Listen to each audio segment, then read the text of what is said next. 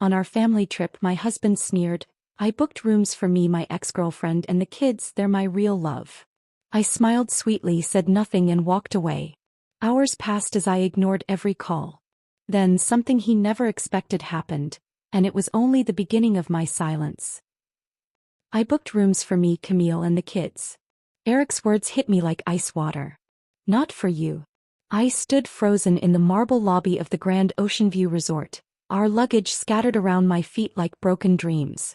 The tropical paradise I'd researched for months, the family vacation I'd planned down to every detail, suddenly felt like a cruel joke.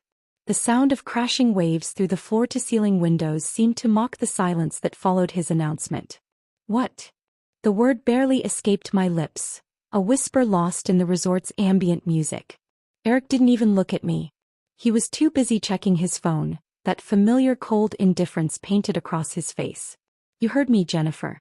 3 rooms. Me, Camille, and one for the kids to share." Camille appeared from the gift shop like she'd been choreographing this moment. Her blonde hair cascaded perfectly over her shoulders, her designer sundress fitting her like it was painted on. She walked toward us with the confidence of someone who belonged, while I stood there feeling like an intruder in my own family vacation. "Eric, darling," she purred, sliding her manicured hand along his arm. "Did you tell her about the arrangements?" The lobby suddenly felt suffocating. Families chatted excitedly around us. Children giggled as they ran toward the pool. Couples held hands while checking in. Everyone looked like they belonged in this picture-perfect scene. Everyone except me. "Mom." Charity's small voice cut through the tension. At 8 years old, she was the youngest, still young enough to sense when something was wrong but not old enough to understand the adult games being played around her. "Where are we sleeping?" Chase, my 14-year-old, shifted uncomfortably beside his little sister. His eyes darted between his father and me, the weight of loyalty pressing down on his teenage shoulders. Jeffrey, at 16, had learned to retreat into his phone during these moments, but I caught him glancing up, watching. "Your mom will figure something out," Eric said dismissively, signing the registration paperwork with theatrical flourishes. "She's resourceful." Camille extended her designer purse toward me with a smile that didn't reach her eyes. "Be a dear and take this up for me? Room 412. She spoke to me like I was hired help, her voice dripping with fake sweetness that made my skin crawl. I stared at the purse for a moment that stretched like eternity. Every instinct screamed at me to throw it back at her, to cause a scene, to fight for my dignity in this marble-clad battlefield. That I took it. The leather felt cold against my palms. "Jennifer's always been so helpful," Eric said to Camille, loud enough for nearby guests to hear. "She loves taking care of everyone else's needs." The children watched this exchange with growing discomfort. Charity tugged at my dress, sensing the tension but not understanding its source. Chase cleared his throat awkwardly. Jeffrey typed faster on his phone, his face reddening. At dinner, the resort's 5-star restaurant became my personal hell. The maitre d' had seated us at a prime ocean view table, the kind I'd specifically requested months ago when booking this trip. Camille sat beside Eric, her hand possessively resting on his thigh while she ordered the most expensive items on the menu. "You know what Jennifer is?" Eric announced to our table, his voice carrying that familiar tone he used when he thought he was being clever. "She's like extra luggage. Always there, always taking up space, but you're never quite sure why you brought her along." The words landed like physical blows. Chase choked on his water. Charity looked confused, glancing between her father and me. Jeffrey's fork stopped midway to his mouth. Even nearby diners turned to look, sensing the cruelty in Eric's tone. I felt heat rise in my cheeks, that familiar burn of humiliation that had become too frequent in recent months. The other families around us were laughing, sharing stories, creating memories. We were performing a twisted theater piece where I was the unwilling tragic character. "Dad." Chase started, his voice cracking slightly. "What?" Eric laughed, cutting him off. "It's just a joke. Your mom knows I'm kidding." He looked at me expectantly, waiting for me to play along, to smile and laugh at my own degradation. I didn't smile. I didn't laugh. I didn't speak. Instead, I placed my napkin on the table with deliberate precision. I stood slowly, feeling every eye at the table follow my movement. The restaurant's ambient chatter seemed to fade as I pushed back my chair. "Where are you going?" Eric's voice carried a note of surprise. He wasn't used to me leaving without explanation, without permission. I looked at him for a long moment, memorizing his face, the way his eyebrows furrowed with confusion, the way Camille's hand tightened possessively on his arm. I looked at my children, their faces reflecting worry and embarrassment and something else. Maybe respect. Then I walked away. My phone started ringing before I even reached the lobby. Eric's name flashed on the screen again and again. I let it ring. In the elevator it rang. Walking down the hallway to my hastily booked room it rang. As I slid the key card and stepped into my sanctuary, it continued its desperate song. I powered it off. Alone in the quiet luxury of my ocean view suite, paid for with my own credit card, I opened my laptop. The familiar glow of the screen illuminated my face as I logged into our financial accounts. The ones Eric assumed he controlled, the ones he'd forgotten were actually in my name. As I scrolled through investment portfolios, business accounts, and property deeds, I realized something profound. Eric had just made the biggest mistake of his life. He'd pushed me too far, humiliated me too publicly, forgotten too completely who actually held the power in our relationship. My silence tonight wouldn't be weakness. It would be strategy. The laptop screen glowed in the darkness of my hotel room as I began dismantling 12 years of financial entanglement. My fingers moved across the keyboard with surgical precision, each keystroke calculated and deliberate. Eric had always bragged about being the breadwinner, the business mastermind, the financial genius of our household. What he'd conveniently forgotten was that I held the actual keys to the kingdom. I started with the investment portfolio. $73,000 in mutual funds, transferred to my personal account. The real estate holdings came next. Our vacation rental properties in Colorado, the ones Eric loved to mention at dinner parties as his investments, were actually titled under my name for tax purposes. I initiated the paperwork to convert them to my sole ownership. The business accounts proved more complex but not impossible. Eric's consulting firm, the source of his endless ego trips, operated under an LLC I'd established years ago. He'd been so focused on playing the big shot that he'd never bothered to examine the legal documents I'd prepared. Every signature, every filing, every crucial piece of paperwork had been handled by me while he schmoozed clients and took credit. My phone buzzed with another missed call from Eric. 27 attempts since dinner. I glanced at the screen and powered it off completely. At 11:47 p.m., I dialed my attorney's emergency line. Margaret Chin had been our family lawyer for years, but tonight she was solely mine. Jennifer? What's happening? It's nearly midnight. Margaret, I need to file for legal separation. Tonight. Can you start the paperwork? Her voice sharpened with professional focus. Tell me everything. I recounted the evening's humiliation, the calculated cruelty, the way Eric had paraded his affair partner like a trophy while reducing me to hired help. Margaret listened without interruption, occasionally taking notes.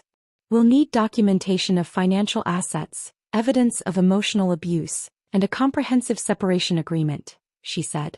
How quickly do you want to move? Immediately. I want him served before he realizes what's happening. Jennifer, this is a significant step. Are you certain?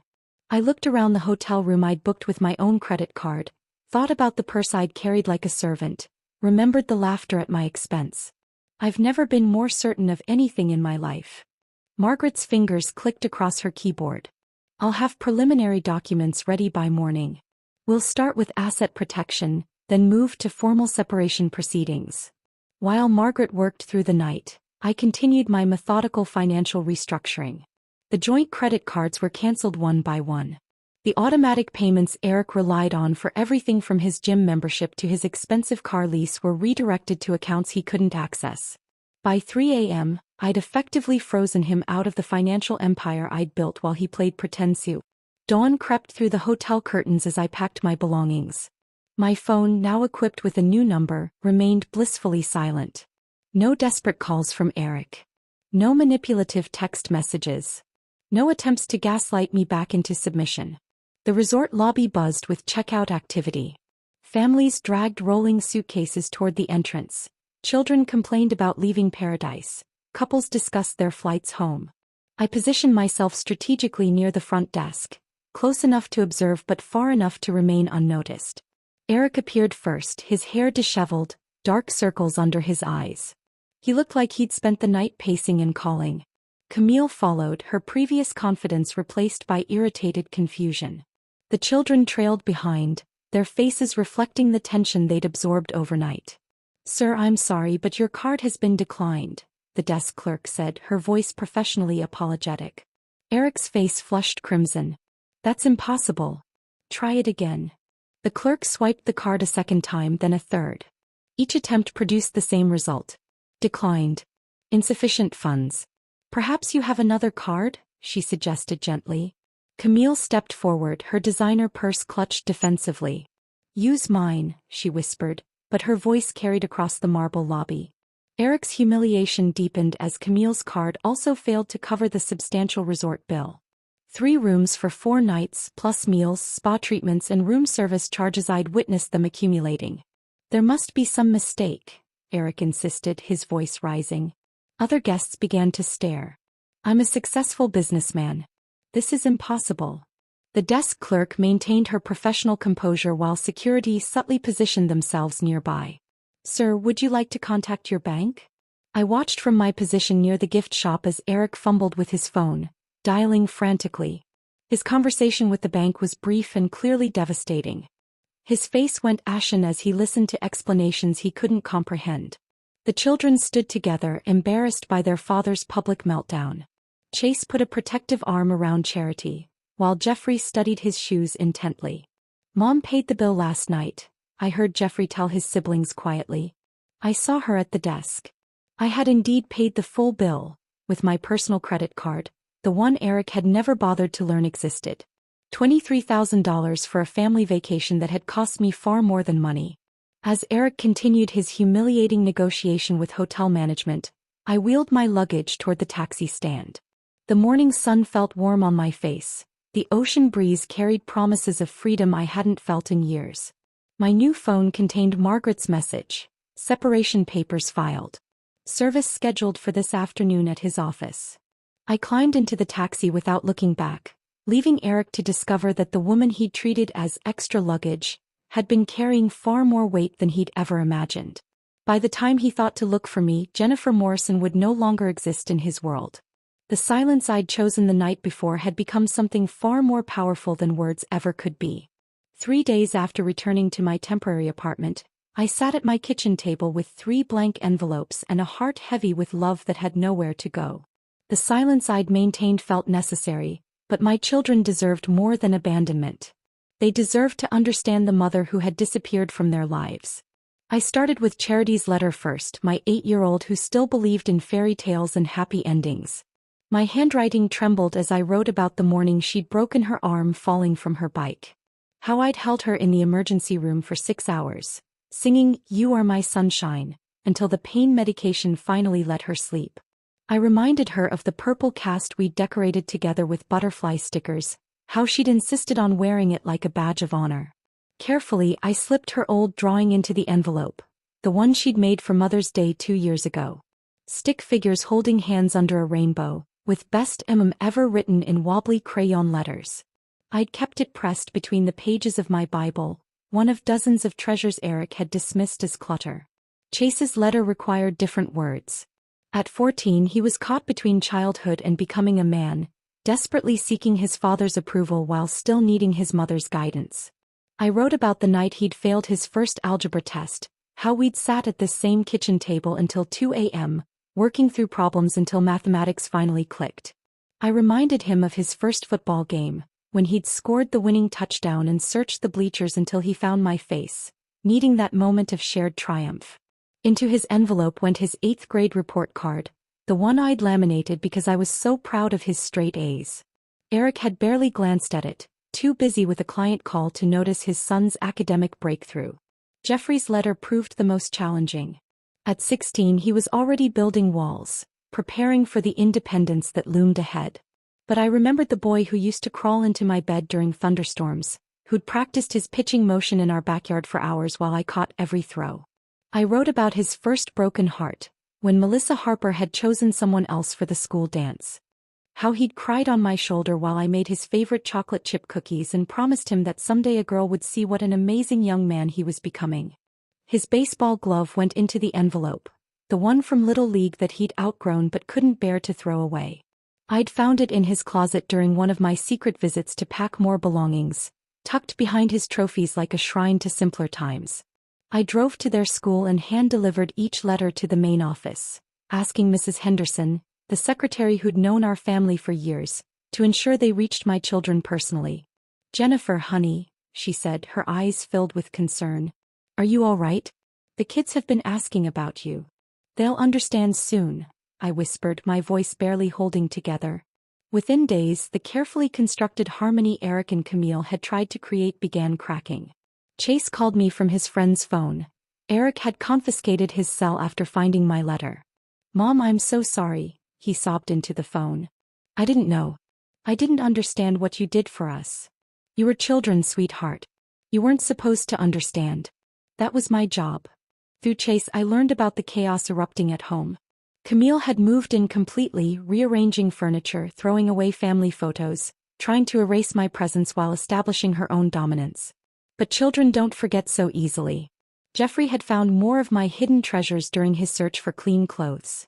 A journal I'd kept documenting each of their milestones, photos from every birthday party I'd planned, certificates I'd earned from parenting classes I'd taken to be better for them. Each discovery revealed layers of maternal devotion they'd taken for granted. "She doesn't listen to us like you did," Chase whispered during another stolen phone call. "When Charity has nightmares, Camille just tells her to grow up. When Jeffrey talks about college, she changes the subject. She talks at us, not to us." The house that had once been filled with my quiet presence, packed lunches appearing like magic, homework help offered without request, scraped knees kissed better, now echoed with tension. Camille's shrill voice replaced my gentle guidance. Her impatience replaced my endless reserves of maternal energy. "Dad keeps bragging about how much simpler everything is now," Jeffrey told me during a brief encounter at the grocery store. "But nothing works anymore. There's no food in the house because nobody planned meals. My baseball uniform wasn't clean for yesterday's game. Charity cried for an hour because she couldn't find her favorite stuffed animal. The stuffed animal was in my apartment. I'd grabbed it during one of my packing trips, knowing she'd need its comfort." "Mom," Jeffrey's voice cracked slightly. "Can you come back? Just for Charity? She asks for you every night." My heart shattered and mended simultaneously. They were beginning to see what Eric had systematically tried to make invisible. The countless ways I'd held their world together through love, attention, and sacrifice. The breaking point came during Chase's championship basketball game. I watched from the parking lot as Eric and Camille arrived late, too busy arguing to notice Chase scanning the bleachers for familiar faces. When he made the winning shot, his eyes found the empty space where I used to sit, where I'd cheered at every game for 3 seasons. That night, Charity's small voice cut through the darkness of their disrupted home. "I want Mama, Jennifer." Even through Chase's whispered phone call, I could hear the profound silence that followed. Eric had no response. Camille offered no comfort. In that moment, my absence spoke louder than any argument I could have made. My children were finally seeing the mother they'd forgotten, not through my presence, but through the devastating emptiness left behind. The process server found Eric at his favorite coffee shop, the upscale place where he held his Tuesday morning power meetings. I'd told Margaret exactly where he'd be, same table, same time every week for the past 3 years. His predictability had always annoyed me, now it served my purposes perfectly. "Eric Morrison?"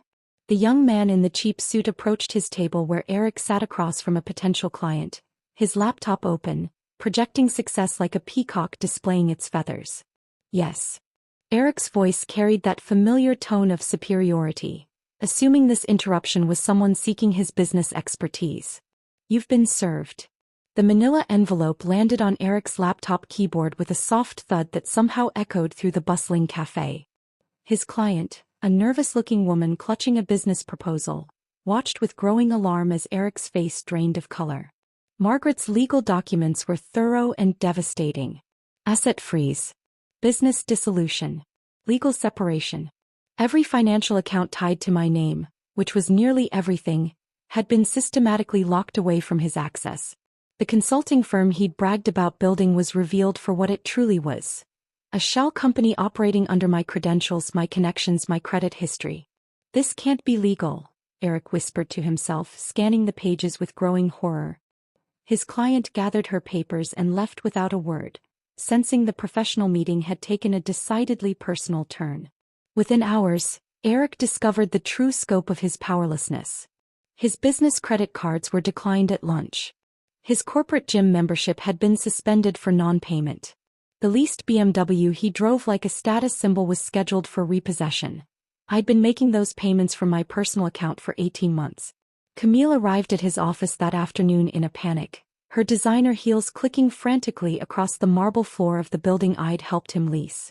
"Eric, what is happening?" she demanded, waving her phone. "My credit card was declined at Nordstrom.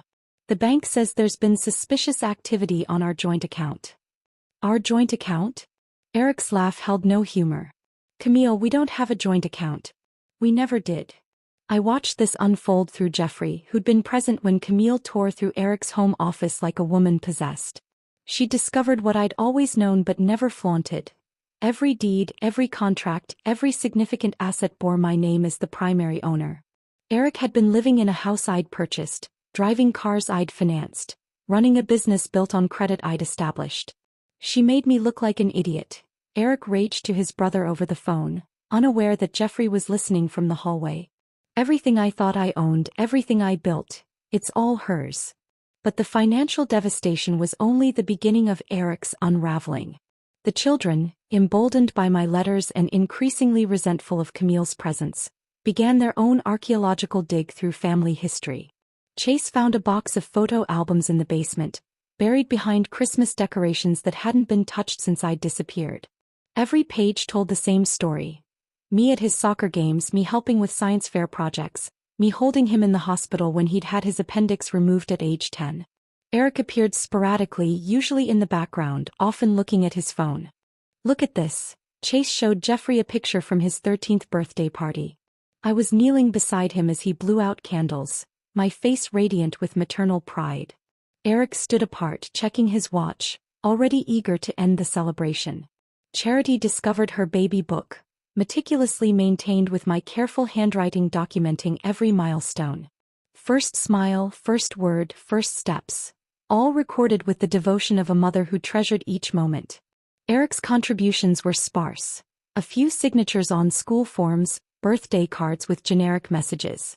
"Daddy never came to my dance recitals," Charity announced to Camille one evening, her 8-year-old honesty cutting through the adult pretenses. "But Mama Jennifer came to every single one. She even helped make my costumes." Camille's attempts to dismiss these revelations only highlighted her inadequacy. "Well, your father was working hard to provide for you," she'd say, but the children had seen the truth preserved in photographs and memories. Eric's phone calls to me became increasingly desperate. My new number remained unknown to him, but he tried every mutual friend, every family member, even my former colleagues. Each attempt met the same response. They hadn't heard from me, didn't know where I was, couldn't help him reach me. "She won't talk to me," he complained to his mother during one of his increasingly frequent visits. "How am I supposed to fix this if she won't even listen?" But I was listening to everything. Through my children's whispered phone calls, through Margaret's updates on his frantic legal maneuvers, through mutual friends who reported his growing desperation. My silence had become a weapon more powerful than any argument I could have made. The man who'd reduced me to extra luggage was discovering that he'd been living in luggage I'd packed, traveling on tickets I'd purchased, staying in hotels I'd booked. Every aspect of the life he'd taken credit for had been carefully constructed and maintained by the woman he'd dismissed as irrelevant. Late at night, Eric would sit in the house that was legally mine, surrounded by children who increasingly questioned his version of family history, living with a woman who'd discovered that his promises of financial security were built on foundations he'd never actually owned. My silence reflected back to him the truth he'd spent years avoiding. Without me, Eric Morrison was nothing more than an elaborate fiction, a character playing a role in a story someone else had written. And now the author had stopped writing his lines. Jeffrey appeared at my apartment door on a Thursday evening, his 16-year-old frame filling the doorway but his eyes holding the vulnerability of a much younger boy. Rain dripped from his hair and I realized he'd walked the 3 miles from his father's house in the storm. "Mom." His voice cracked on the single word and I saw years of suppressed emotion threatening to spill over. I opened the door wider and he collapsed into my arms like he used to when he was small and the world felt too big to handle alone. His shoulders shook as 16 years of confusion and loyalty finally found their breaking point. "Why didn't you ever tell me?" he sobbed into my shoulder. "Why didn't you tell me what you gave up for us? What Dad really was?" I guided him to my small living room, this modest space that had become my sanctuary. He sat on my second-hand couch, looking lost and angry and heartbroken all at once. "You were a child, Jeffrey. I just wanted you to feel loved. I wanted you to have a father you could respect even if—" I paused, choosing my words carefully. "Even if that meant protecting you from difficult truths." "But I hurt you," he whispered. "All those times I chose him over you, all those times I didn't defend you. I was such a terrible son." "No." My voice was firm. "You were exactly the son I raised you to be. Loyal, loving, trusting. Those are beautiful qualities, sweetheart. Don't let his failures make you question your own heart." Jeffrey pulled something from his backpack. A worn composition notebook I recognized immediately. One of my journals from 3 years ago, filled with my private thoughts during some of our family's most challenging times. "Chase found this in a storage box Dad forgot about," he said, his fingers tracing the cover. "Mom, I read about the night I broke my wrist at baseball practice. You wrote about sitting in the emergency room for 6 hours holding my hand while I cried. You wrote about calling in sick to work the next day to take care of me, even though you couldn't afford to miss those hours." I remembered that night vividly. Eric had been at a business dinner, too important to interrupt for his injured son. I'd handled everything alone as usual. "You wrote about giving up the promotion at your job because it would have meant traveling, and you couldn't bear to be away from us more than you already were for Dad's career," Jeffrey continued, his voice breaking. "You wrote about selling your grandmother's ring to pay for Chase's football equipment when Dad said the budget was too tight. The ring had been my most treasured possession, a Victorian emerald that had been in my family for 4 generations. I'd never told anyone about selling it, had simply claimed I'd put it somewhere safe when Eric asked about it months later. I wrote those things down because I needed to remember why I was making those choices," I said softly. "Not because I wanted recognition, but because sometimes the sacrifices felt so big that I needed to remind myself they were worth it." Jeffrey looked up at me with red-rimmed eyes. "He told us you were weak, that you needed us to take care of you. But it was the opposite, wasn't it? You were taking care of all of us, even him." Before I could respond, my doorbell rang. Chase stood in the hallway, soaked and shivering, with Charity's small hand clutched in his. My youngest daughter's face was streaked with tears, her favorite stuffed animal, the one I'd rescued from their house, pressed against her chest. "We walked," Chase said simply. "Charity wanted her birthday with you." I had forgotten. In the chaos of separation and legal proceedings, I'd lost track of the date. Today was Charity's 9th birthday, and somehow my children had found their way to me. "Camille planned a party," Charity whispered, her small voice barely audible. "But she invited her friends, not mine. She bought a cake with flowers, but I hate flowers on cake. She got me a dress that's too big and the wrong color. Everything was wrong, Mama." I knelt to her level, my heart breaking at the defeat in her young eyes. "Oh, baby girl.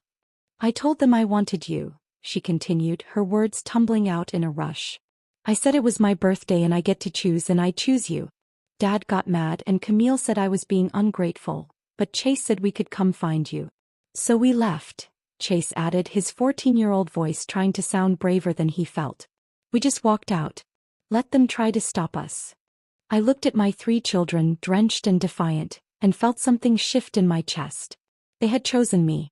Not because I'd asked them to, not because I'd manipulated or pleaded, but because they finally saw the truth of what our family had really been. "Are you going to make us go back?" Jeffrey asked, his question holding years of fear. "Never again," I said, and meant it with every fiber of my being. "Not unless you want to." Charity launched herself into my arms, her small body fitting perfectly against mine like she'd never left. Chase followed, then Jeffrey, and suddenly we were a tangle of arms and tears and relief in my tiny living room. "I'm sorry, Mama," Charity whispered against my neck. "I'm sorry I forgot how much you love us." "You didn't forget, sweetheart. You were just confused for a while. That's not your fault." "We're not going back," Chase said, his voice stronger now. "We want to stay with you. All of us." I held my children close, feeling their heartbeats against mine, and realized that my silence had accomplished something no argument ever could have. It had given them space to see clearly, to choose freely, to come home to the love that had never wavered. My silence hadn't been punishment or manipulation. It had been protection. Protection for them to discover their own truth, and protection for me to preserve what remained of my heart. Now, with my children choosing to return to me, that heart felt whole again. The eviction notice arrived at Eric's door on a Tuesday morning in October, exactly 3 months after my children had walked through the rain to choose their truth. I learned about it from Margaret, who'd been monitoring the legal proceedings with professional satisfaction. "He's lost the house," she informed me over coffee, her voice carrying no triumph, only factual completion. "The mortgage payments stopped when you froze the accounts. He couldn't prove ownership because, well, he never actually owned it." I stirred my coffee slowly, watching the cream swirl into patterns that dissolved as quickly as they formed. And Camille? Gone. Disappeared the moment his credit card started getting declined. Apparently, she'd been job hunting since the resort incident. Found herself a pharmaceutical sales manager in Phoenix. Left while Eric was at his brother's house, begging for a loan. The house that had been our family home for 8 years now sat empty, its windows reflecting nothing but sky. Eric had been forced to move into a studio apartment across town, the kind of place college students rented when their parents stopped sending money. His BMW had been repossessed, replaced by a 10-year-old Honda with a dented bumper and a temperamental engine. Meanwhile, my children and I had created something entirely different. I'd purchased a small 3-bedroom ranch house in the next school district, close enough for the kids to maintain their friendships but far enough to establish our new beginning. It wasn't grand or impressive, just honest wood floors, clean white walls, and windows that let in morning light without pretense. "Mom, can we paint my room purple?" Charity had asked on our first day, her 9-year-old eyes bright with possibility. "Any color you want, sweetheart." We painted together that weekend, all 4 of us. Purple walls with silver stars that we applied one by one while music played from Jeffrey's phone. Chase accidentally got paint in his hair and we laughed until our stomachs hurt. Simple moments that felt revolutionary after years of walking on eggshells around Eric's moods. The boys shared the larger bedroom not because we couldn't afford better, but because they'd chosen to. "We've got catching up to do," Jeffrey had explained. 16 years of real conversations. I converted the garage into my home office, where I rebuilt my consulting practice using the business connections Eric had never realized were originally mine. Clients who'd respected my work but dealt with Eric because of his aggressive self-promotion now called me directly. My phone rang constantly with opportunities I'd forgotten existed. "Jennifer, we've been hoping you'd go independent," said David Chin, a former client who'd always made Eric nervous with his pointed questions. "Your husband's presentations were flashy, but we knew the real expertise came from you." 6 months passed before I composed Eric's final communication. It wasn't a letter exactly, but an accounting. A meticulous breakdown of every financial transaction I'd made on his behalf over 12 years of marriage. The document ran 37 pages, each entry carefully documented with dates, amounts, and purposes. $847,000 in mortgage payments for a house titled in my name. $124,000 in car payments for vehicles he'd driven like status symbols. $67,000 in credit card debt accumulated for his business lunches, golf memberships, and clothing designed to project success he'd never actually achieved. $43,000 in legal fees for business incorporations, patent applications, and contract negotiations he'd claimed as his victories. The numbers told a story Eric had never allowed himself to see. The story of a woman who'd sacrificed her own ambitions to build a platform for his ego, who'd worked tirelessly behind the scenes while he performed for audiences who were really applauding her efforts. But the financial accounting was only the beginning. I'd also included non-monetary contributions, 2,190 hours of unpaid administrative work for his consulting firm, 847 client dinners where I'd played the charming wife while actually steering crucial business conversations, 156 parent-teacher conferences attended alone because his schedule was always more important. The final page contained only 2 sentences. "My silence was never weakness. It was protection from you." I mailed the envelope on a Thursday, using certified delivery to his cramped apartment. According to the tracking information, he'd signed for it himself at 2:47 p.m. on Friday afternoon. He never responded. That weekend, while my children and I planted a vegetable garden in our backyard, Eric sat in his empty studio apartment reading and rereading the documentation of his hollow existence. Jeffrey later told me that his father had called him, voice shaking, trying to explain or justify or somehow minimize what the numbers revealed. He kept saying you were being vindictive, Jeffrey reported during one of our evening walks around the neighborhood. But I read those papers, Mom. You weren't being mean. You were just being honest. Honesty can feel cruel to people who've been living in fantasy, I replied, watching Charity chase fireflies in our front yard. By December, Eric had stopped trying to contact us altogether. His weekly attempts to arrange visits with the children had dwindled to monthly, then disappeared entirely. The man who'd once demanded center stage in every family drama had finally learned the power of silence, not by choice but by consequence. On Christmas morning, as my children opened presents in our modest living room, Eric woke up alone in his studio apartment to the sound of upstairs neighbors arguing. The silence he'd once imposed on me had become his permanent companion, echoing through rooms that held no laughter, no warmth, no evidence that love had ever existed within those walls. I watched my daughter carefully arrange her new art supplies, my sons debate strategy for the board game they'd unwrapped, and realized that silence, wielded with purpose, had given us everything we'd never known we were missing. Eric's world had shrunk to the size of his understanding, small, empty, and profoundly quiet. Ours had expanded beyond measure. If this story of silent revenge had you hooked, hit that like button. My favorite part was when Jennifer quietly dismantled Eric's entire world from her hotel room while he thought she was just extra luggage. What was your favorite moment? The declined credit card? The kids choosing her? That final envelope of truth? Drop it in the comments below and subscribe for more stories.